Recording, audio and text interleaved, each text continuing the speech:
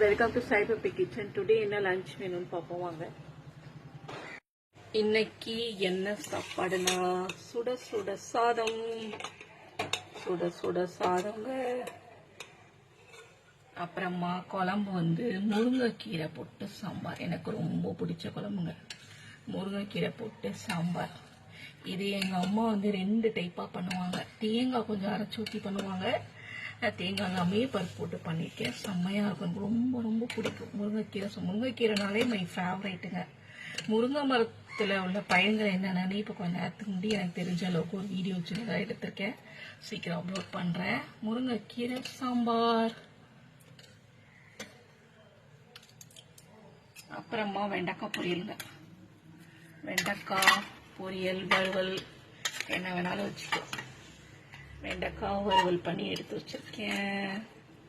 அப்புறம் இன்ஸ்டண்டாக மாங்காய் ஊறுகாய் தாளிச்சு எடுத்து வச்சுக்கோம். 10 நிமிஷத்தில் இது பண்ணிடுவாங்க. இது ஃபுல் வீடியோ என் சேனலில் நான் போட்டிருக்கேன். இன்ஸ்டண்டாக மாங்காய் ஊறுகாய் தாளிச்சு எடுத்து வச்சுருக்கேன்.